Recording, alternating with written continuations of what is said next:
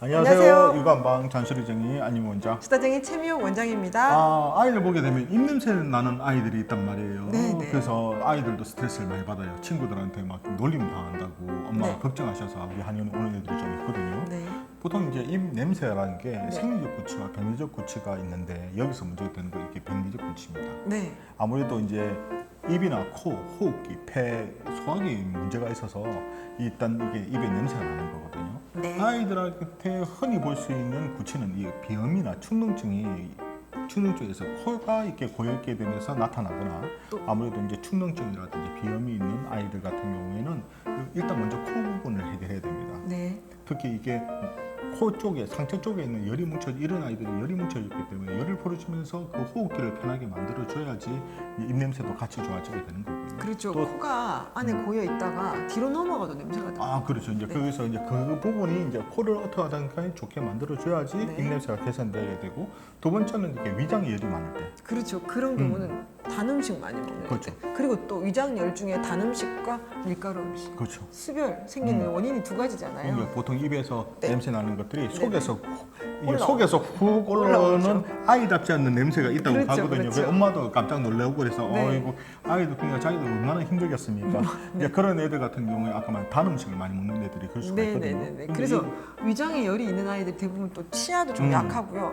충치가 많은 특징이 있는 게 단 거 좋아하고 그렇죠. 그러면 이 침도 조금 그렇죠. 충치를 일으킬 수 있는 원인이 될 수 있습니다. 그래서 이제 아이들 같은 경우에 일단은 먹거리에서 개선이 안 되면 그게 해결이 안 된단 말이에요. 네네. 그래서 한방에서는 병의 원인을 보통 노폐물로 보거든요. 네. 그러니까 노폐물이 이렇게 열이 많이 생산되는 음식으로 주로 생기기 때문에 네네. 먹거리에서 단 음식이라든지 네. 특히 인스턴트 식품 그런 걸 최대한 절제를 해야 된다고 봅니다. 네네네.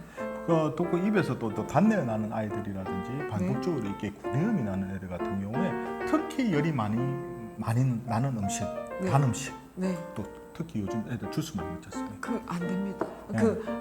저의 경우 전 아기들이 더 어린 애들 많이 보는데 새콤하고 달콤한 걸 많이 그렇죠, 먹는 그렇죠. 애들. 그게 위산 분비가 확 어. 많잖아요. 근데 그런 음식이 뭡니까? 주스인데요. 어머님들이 조금 탄산도 아니고 이런 단 음료도 뭐 뽀로로 주스 같은 것도 아니고 하니까 그냥 감귤 주스, 그다음에 그냥 오렌지 주스 이런 그렇죠. 주스류를 많이 주는데 이것도 좋지 않습니다. 아무래도 뭐 주스가 음료수보다는 네. 아무래도 몸에 좋다 생각하시고 하게 네, 되는데 어차피 그것도 당이 많은 음료거든요. 과당 주스죠, 그냥. 그리고 또 아이들 같은 경우에 달콤 새콤 새콤달콤. 젤리죠? 젤리도 있죠, 새콤달콤. 아, 네네, 맛있죠. 그렇죠. 이렇게 특정 얘기를 그런- 해도 뭐 예, 그렇게 하게 모르겠지만. 되면 아무래도 이제 그런 것들이 위산 분비라든지 네. 하다 보니까 입에 냄새가 나게 되는데 네네.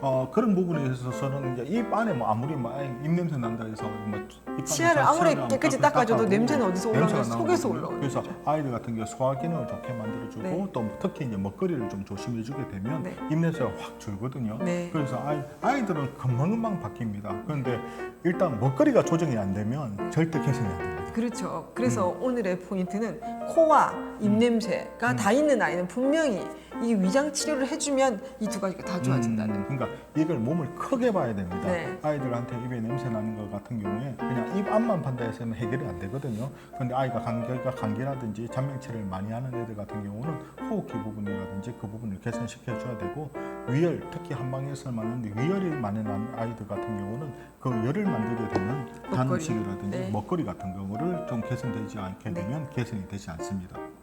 네, 개선 안 되니까. 단 음식을 많이 먹으면 계속 많이 먹으면 그런 것들이 입냄새가 개선되지 않습니다. 그래서 그런 것들을 안 먹도록 노력해야지 개선된다는 얘기죠. 네. 맞습니다. 한 번씩 저희 이제 우리 최 원장님이 제 말을 정리해 줘야 됩니다.